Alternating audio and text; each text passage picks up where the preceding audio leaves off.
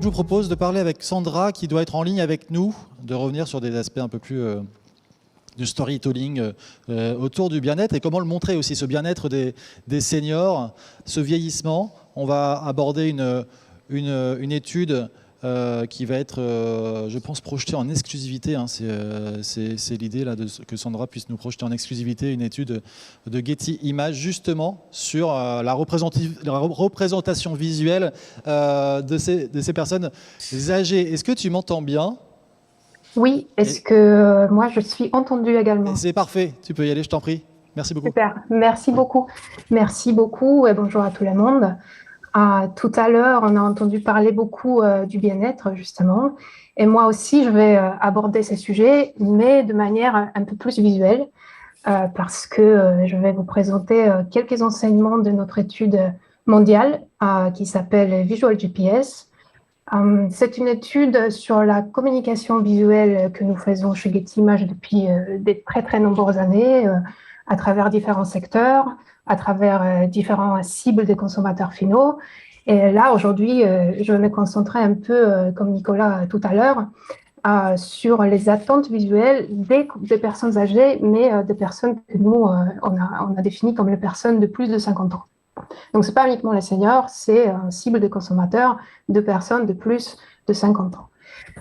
Tout d'abord, je vais partager avec vous en quelques mots notre méthodologie parce que notre méthodologie, elle est unique dans le secteur et tous nos insights visuels s'appuient sur une quantité de données très, très significative dont nous disposons chez Getty Images.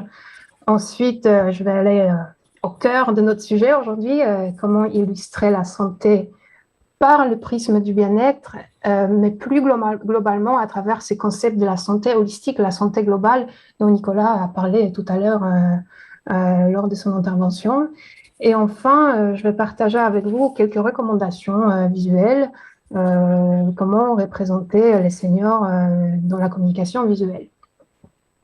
Donc, notre méthodologie, comme j'ai dit précédemment, notre méthodologie elle est absolument unique dans le secteur et tous nos insights visuels sont soutenus par la data. L'étude Visual GPS, elle est travaillée sur 3 piliers que vous pouvez voir en ce moment sur l'écran. Et pour l'expliquer, je vais commencer par notre search data, nos données de recherche, parce qu'il faut savoir que chez Getty Images, nous croisons plus d'1 milliard de recherches annuelles faites sur nos 2 sites, iStock et Getty Images. Et ça nous permet de mesurer l'appétit visuel des marques, c'est-à-dire quels sont les termes et les thématiques qui les intéressent, quelles sont les évolutions de ces termes au fil du temps. Et ça nous permet aussi de détecter assez rapidement des signaux faibles dans la communication visuelle. Donc ça, c'est l'appétit visuel. Mais on analyse également les données de plus de 400 000 ventes parce que voilà, toutes les images recherchées sur notre site ne sont pas pourtant téléchargées.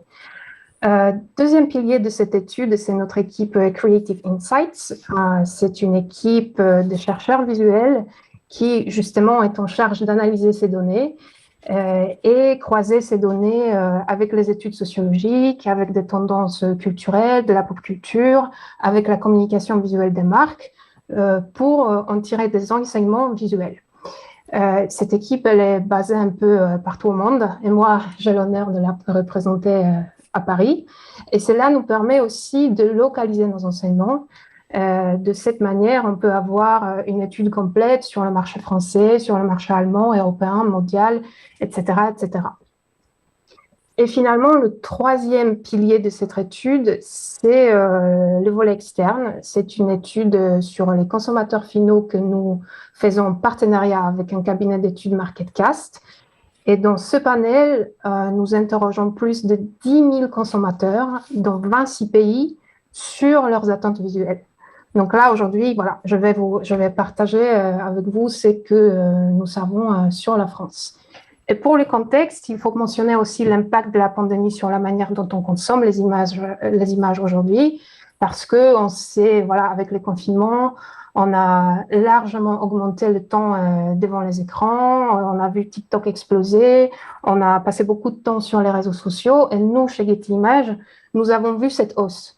Nous avons vu cette hausse avec une croissance de 2 chiffres de nos ventes de vidéos, et sans surprise, vu le contexte actuel, ces vidéos étaient principalement concentrées sur la santé et le bien-être. Donc voilà, c'est encore plus essentiel aujourd'hui d'ajuster votre communication sur la santé à l'heure où les images deviennent de plus en plus importantes pour tout le monde.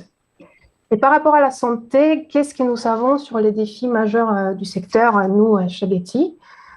Nous savons que le vieillissement de la société en France est en cours, avec la proportion des seniors dans la société qui est en croissance depuis 30 ans. Et c'est quelque chose, encore une fois, qui est reflété par nos ventes, parce que les ventes de contenu sur les seniors ont triplé ces dernières années. Nous savons aussi que la santé, c'est plus strictement la santé médicale ou la santé physique, parce que quand c'était dit précédemment, l'approche qui domine aujourd'hui, c'est la santé holistique, la santé globale, qui place une importance égale à la santé mentale, à la santé émotionnelle et les soins cliniques. Et c'est cette approche d'ailleurs qui gagne encore plus en importance à l'ère du Covid, voilà, qui nous a complètement basculé, qui a complètement changé notre rapport à la santé et le bien-être. Et c'est sur cette vision holistique que nous, chez Getty, on a interrogé les Français de plus de 50 ans.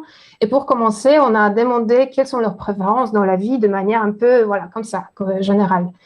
Et pour la majorité des Français de cibles qui nous intéressent aujourd'hui, la santé physique personnelle est la plus importante.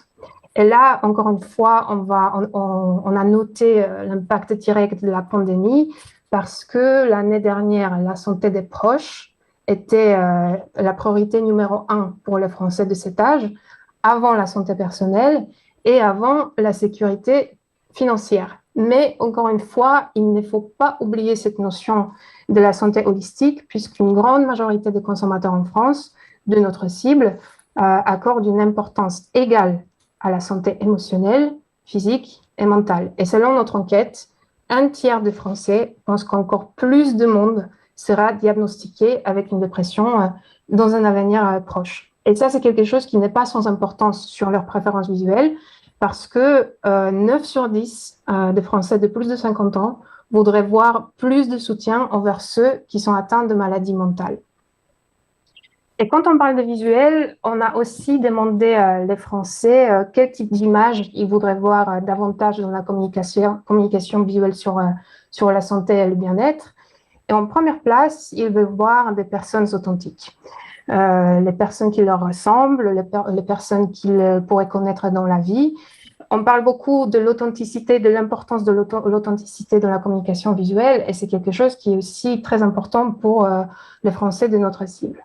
Deuxièmement, et là, il faut dire que c'est une particularité très française, c'est de voir les personnes qui ne sont pas retouchées. Il faut dire qu'à l'échelle mondiale et européenne, cette préférence se place normalement en 3e place. Pour les Français, c'est une préférence visuelle numéro 2.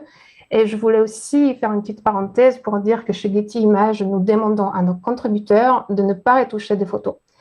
On peut jouer un tout petit peu sur les traitements, on peut jouer sur la lumière, mais la distorsion numérique des personnes qui sont sur les images n'est pas autorisée chez Getty Images pour que notre contenu soit le plus authentique possible. Et enfin, les Français souhaitent voir comment les services et les produits de santé s'intègrent de manière fluide et sans friction dans la vie quotidienne des consommateurs. Et quand on sait tout ça, à quoi devrait ressembler la thérapie holistique, le bien-être holistique? Nous pouvons répondre à travers une évolution majeure que nous avons détectée dans nos meilleures ventes de vidéos, parce que l'année dernière et au début de cette année, nous avons vu une progression très, très, très forte des soins de santé qui sont centrés sur l'humain. Parce que pour la comparaison, on a regardé nos best-sellers, on va dire, il y a 5 ans. C'est ce que mon équipe fait. On fait une étude des évolutions visuelles. il y a 5 ans, les meilleures ventes des vidéos se concentraient sur l'aspect impersonnel de la santé, avec la recherche, avec les laboratoires, avec des gros plans sur les médicaments, alors qu'aujourd'hui, nous voyons des vidéos qui reflètent le bien-être proactif, nous voyons les soins beaucoup plus empathiques et nous voyons que ces vidéos se basent sur la notion de l'inclusion et de l'accessibilité de soins à tout le monde. Et ce que nous faisons aussi lors de notre étude visuelle du pièce, c'est que on teste les images auprès des consommateurs et ce qui leur parle, ce sont les images avec une relation patient-médecin collaborative, qui sont côte à côte ou qui se regardent bien dans les yeux. Donc voilà, la recette pour la communication visuelle autour de la santé est finalement assez simple. C'est la représentation de l'expertise croisée avec l'empathie et la compassion. Ce sont les images qui inspirent la confiance et qui résonnent le mieux avec les consommateurs de plus de 50 ans. Merci beaucoup Sandra, merci beaucoup Merci. pour la recette du coup et pour le partage en exclusivité de cette étude. Très intéressante, merci et à très bientôt au Hub Institute. Merci beaucoup.